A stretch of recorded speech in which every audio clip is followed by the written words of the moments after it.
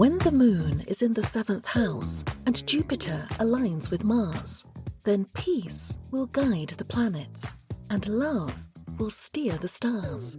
Welcome to the future of the Age of Aquarius podcast is all about enlightenment and explores how spirituality and science will come together in the new age.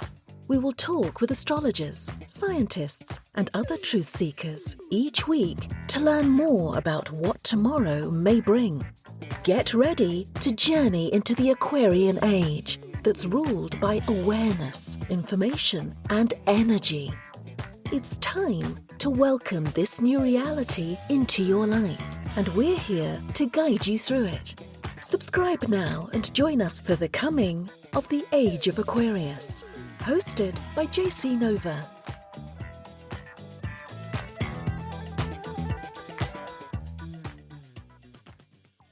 Hey Cosmic Travelers, welcome back to another episode of Age of Aquarius. I'm your host, JC Nova, and today we're diving into the transformative power of energy with celebrity psychic healer Jusstine K. Get ready to discover how to heal your relationship with yourself and others, protect your energy and sacred space, and create more harmony in your life. From understanding the subtle impact of daily interactions to releasing old patterns in love relationship, Jusstine K offers sage advice on how to flow with the energy of the universe. So grab your favorite cosmic beverage and tune in. This is an episode you won't want to miss. Now, on with the show.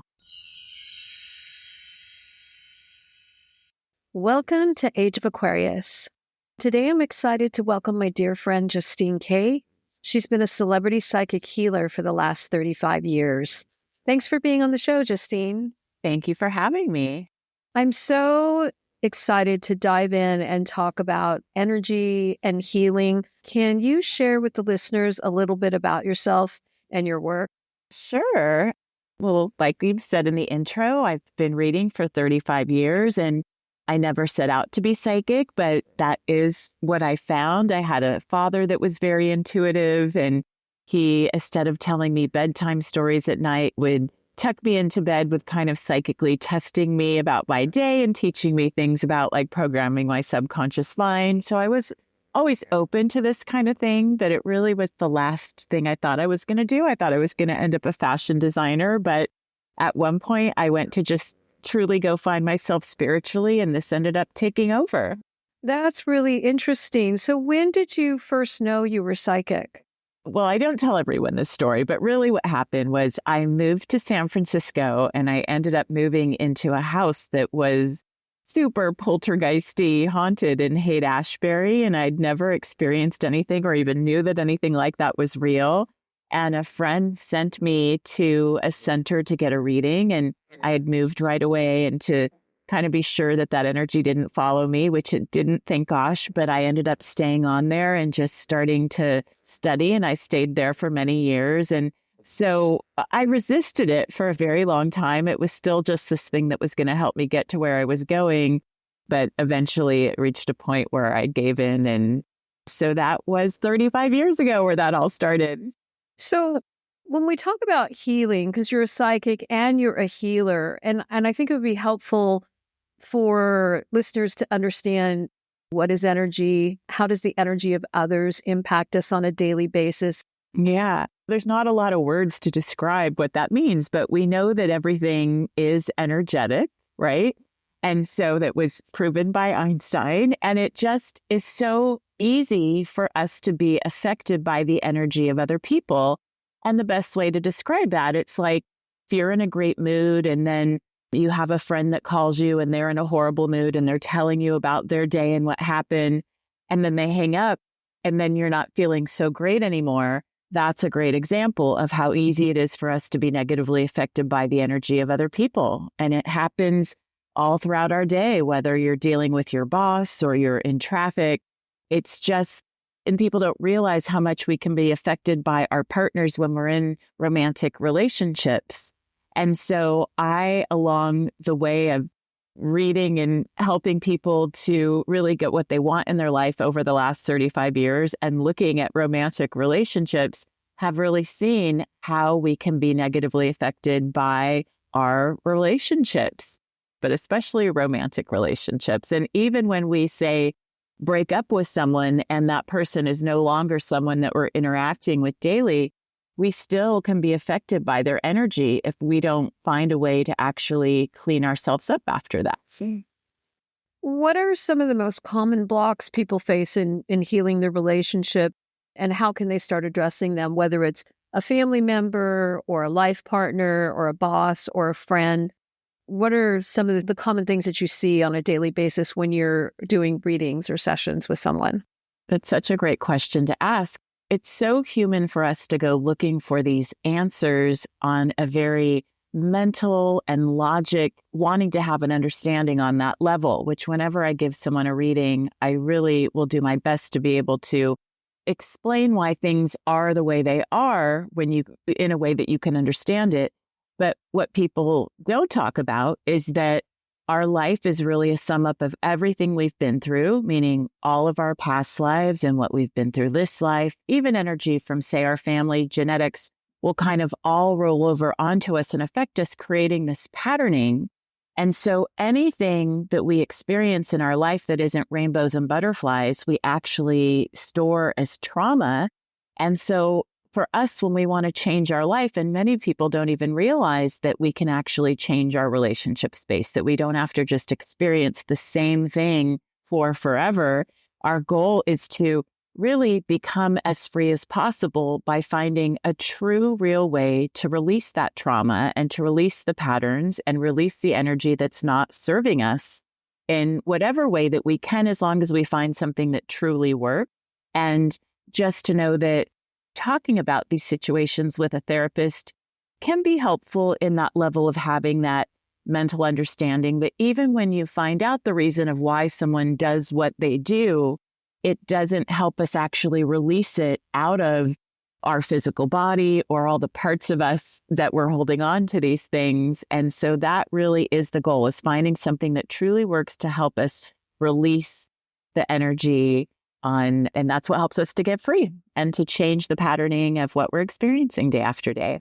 So I want to ask you a question about trauma bonding. Sometimes I know for friends of mine, they've talked about they are always attracting the same type of relationships. As you dive deeper into the relationship, you realize that maybe you might have shared a tragic childhood, or you might have something in common, like maybe you lost a parent, or they've had similar experiences.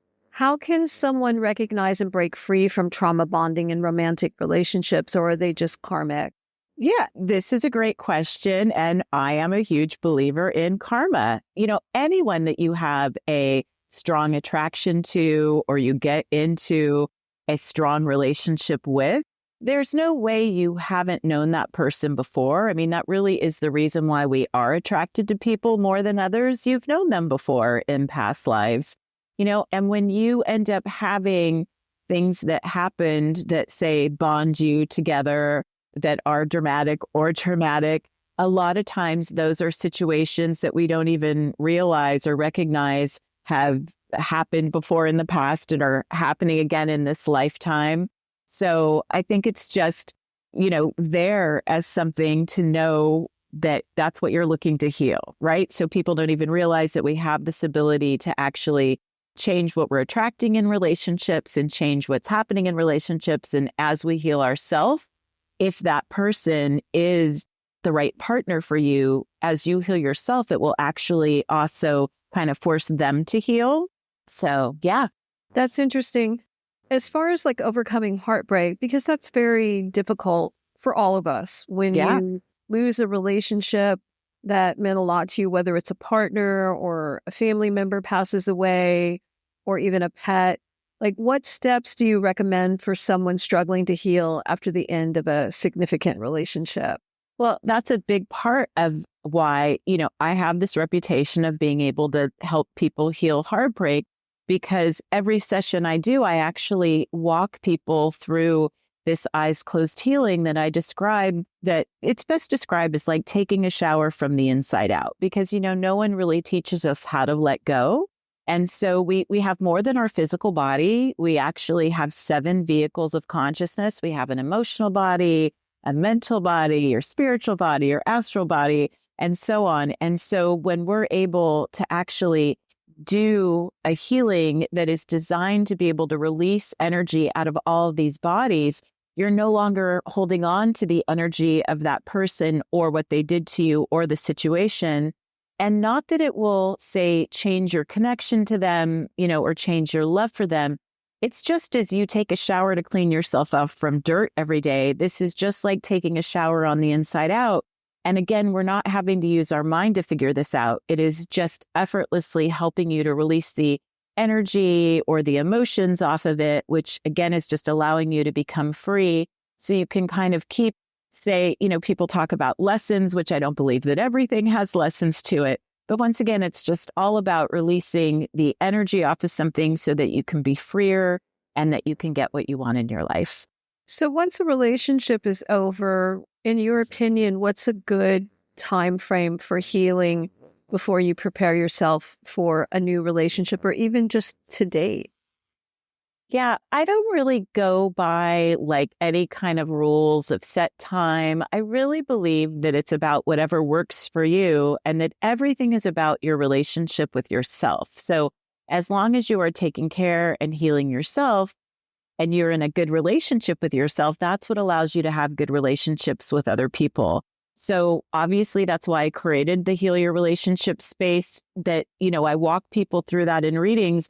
But they don't even have to have a reading with me. Like I recorded this and made this available to people so that wherever you are in the world, that you can download and do this healing. And it's just helped so many people that really have said they, were in so much heartache. They had no idea how to get out of it. And they don't know, they're like, how did this work? I don't know what I did. I listened to it, but oh my gosh, I'm so much better. So, there's just no rules. It's just finding something that truly works for you, where you are truly letting go and healing yourself and not just, say, pushing it down and being in some kind of delusion or running from what's going on. But there really are no rules. So I want to talk about a sensitive topic, which is grieving a loss of someone that's special to you, whether it's a family member, a partner, a friend, or even a pet. How can we navigate the grief and while maintaining an emotional and energetic balance? Because I think most people, when they've suffered a loss, there's that time period that you have that is so painful. And maybe you can share how someone might be able to work through that and how you work with clients that might be having that experience. Yeah, well, a big thing that nobody really talks about, or they might not even know about in the psychic world, is that when we pass, we're still very much alive. We just lose our physical body. And when that happens, there's a lot of different things that can happen. Sometimes people know they've passed and they transition.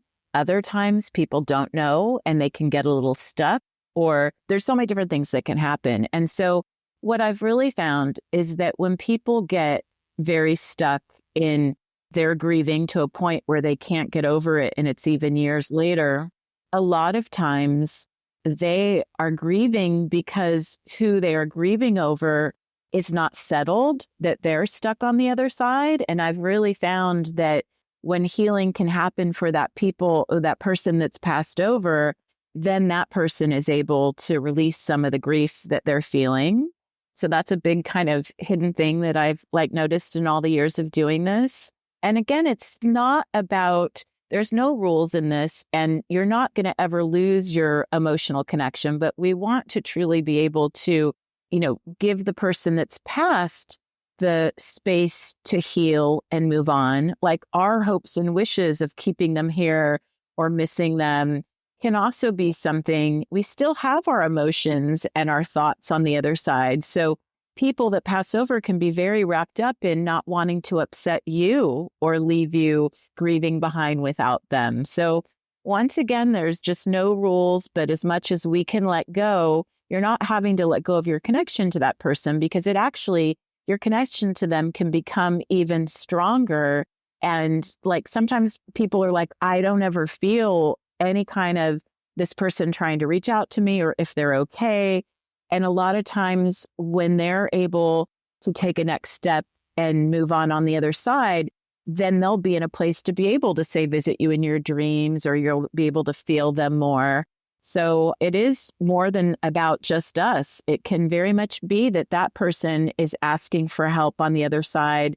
And let's say you go get a reading and you ask about them, and the psychic or healer is actually able to help them to get unstuck or take a step, and then it'll be healing for both of you. So it can be a unique situation. So what about your home or clearing energy in a new space when, say, you move into a new apartment or home, or you've ended a relationship? Does a home retain the energy of a previous person that used to live there? And how can someone clear that energy and make the space their own? You ask such great questions. Everything is energy, right? So that means that our home and everything in it, the walls, and actually everything that's ever happened there, every person that's ever lived there, and everything that's even happened on that land before the home was built, unless someone knows what they're doing to be able to clean energy up, that space is holding on to and absorbing all that energy. And so I do a lot of work. Let's say someone is trying to sell their home and it's not selling. A lot of times it's due to one of those things that I was talking about of the energy in the home, and I'll clean that up and then the house will turn around and sell. But it's not always about selling the home. Obviously, we want to clean up the home we're living in. And so we want to clean up the energy of everything that's ever happened there. And not only that, we can teach our home to become our sanctuary, to be a place where the energy is constantly renewing, and it can really be our safe haven and heal us and everyone that comes inside. Because I'm sure you've been in a piece of property that might feel really cold or, feel really comfortable there. And then you go to another friend's house and it just is so healing and so comfortable that you want to be there all the time. So there really is a difference. And sometimes also, let's say there's a couple that was living in a home and they were married and they started fighting and they got a divorce and they sold the home, and a new couple buys the house and moves in, and they weren't fighting at all. But all of a sudden they start fighting and having problems because they moved right into the thought forms of what was in the house before. So we definitely want to clean up whatever space that we are in, because once again, energy affects matter. And that is not only the space that we're in, but that energy affecting us. So what are some tips that you can give our listeners on how to create a more harmonious space? Well, I have a program called the Psychic Girl Protection Program that's very affordable. I wanted to make it so anybody could choose to take part of it. It's just $11 a month. And if someone is in a space that they say feels like there's the energy of a spirit there, or it just doesn't feel real comfortable to them, this is a very easy program that they can use. It's frequencies that basically are about cleaning them and our home up 24/7. And then also I created a download that you can listen to that cleans up your home or can help you to sell your home. And again, I would never want to say like, oh, I'm the only one who knows how to do this. I don't think that everyone is taught this, or a lot of people know how to do this. A lot of people think that sage, say, is a great tool to burn in your home to clear energy.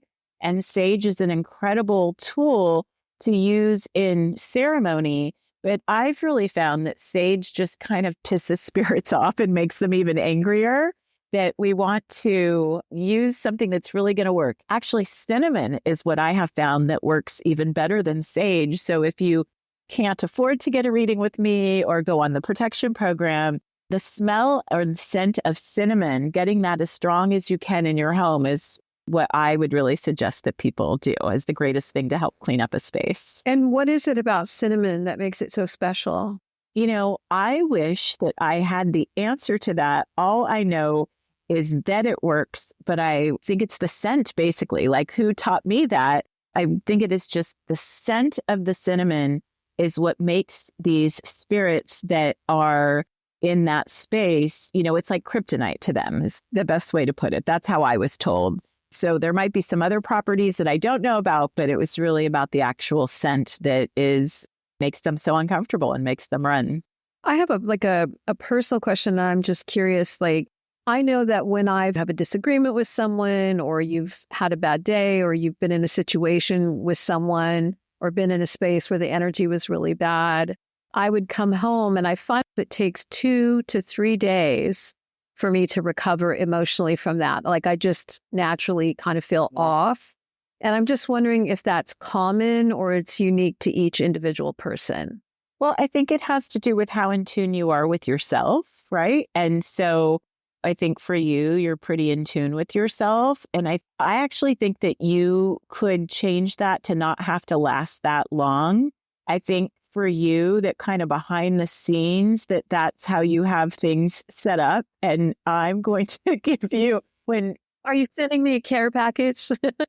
Actually, I'll share this with your readers because we can. It's actually, so one of the greatest tools that people can use, and whether they've heard about this before or maybe not, is there is something that's called the white fire and the violet flame. And because all colors have a vibration, and those vibrations are very real to be able to help you in your life. And it is the same way as if you put on a shirt that is pink, it's going to make you feel a lot different if you put on a shirt that is, say, the color black. And so just as you would imagine flames that are in a fireplace, you can imagine flames that are in the color of white and violet. And violet is actually about transformation, and white is actually about clearing. And you can try this for fun the next time you experience this and actually see that, like just see your whole place enveloped in that flame of white fire and violet flame, and do that until you feel a shift in the energy, which you're going to be great at this, but anyone can do that. And it doesn't just have to be your home. You can use this at any point in your life. If you're riding the train in New York, you can use that white fire and violet flame to go through that whole train to clean up the seat before you sit down on it and to clean up the energy. Anywhere you go down the road in your home, you can use that to shift energy, and it can happen more than 2 to 3 days for you to get over something. So as far as like daily energy practices, what are some suggestions that you have to help a person start off their day in a positive way? Would you recommend affirmations? I know we talked about cinnamon. There really are no rules. It's about what's going to work for you to just be a consistent thing. Again, about your relationship with yourself, building this relationship not only with yourself, but your guides and your teachers, because we all have these spiritual guides and teachers connected to us, but we also have free will. So we have to give them permission to come in and work with us. And so that's a great thing to do. And just really visualize your day and what you have to do and what you want to have happen is a great thing to do. It's just about what is going to work for you that becomes a ritual to help set up your day and help you get through your day. And before we go, we're in Pluto and Aquarius, and a lot of huge energy shifts this year. And I just wanted to see if there's anything you wanted to share about that, as far as like how people can feel like they're more empowered to make the best decisions for themselves and try to live a harmonious life. Well, the biggest thing to know is we're actually in the age of Aquarius. We were in the Piscean age, and now we have moved into the Aquarian age. And the Piscean age was about love thy neighbor. Like that really came first. And the Aquarian age is love thyself, because you can't heal or help another person until you heal yourself. And so know that as you're taking care of yourself, it's not something that is selfish that you're doing, that it is really your job to take care and heal yourself first so that you can be then of the most service to other people. I think that's really the greatest thing that can help people get through not only these challenging times we're in, but to be in this Aquarian age, which is supposed to last for the next 50,000 years. How can listeners get in touch with you if they want to get a reading or download some of your audio meditation? Thanks for that. You can find everything at psychicgirl.com. And when you go there, it's very simple and easy to navigate. And that's it. Psychicgirl.com is the best place to go. Well, thank you so much, Jusstine, for being on the show. I think this is Very helpful. And thank you for making some suggestions for myself about how to clear my own energy space. Absolutely. I can't wait to see what happens. And thanks so much for having me.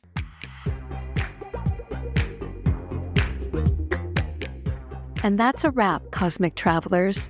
As we close this episode, I'm reminded of the timeless wisdom and one of my favorite songs, Don't Stop Believin' by Journey, a soulful anthem that encourages us to hold on to hope, trust our intuition, and let the rhythm of life guide us forward. I hope today's conversation with Jusstine K inspired you to heal, protect your energy, and embrace the harmony you deserve. Remember, the universe always has your back. You just need to listen. Don't forget to like, subscribe, and share the good vibes. Your support keeps the stars aligned and shining bright here at Age of Aquarius. Until next time, Cosmic Travelers, thanks for listening, and never stop believing.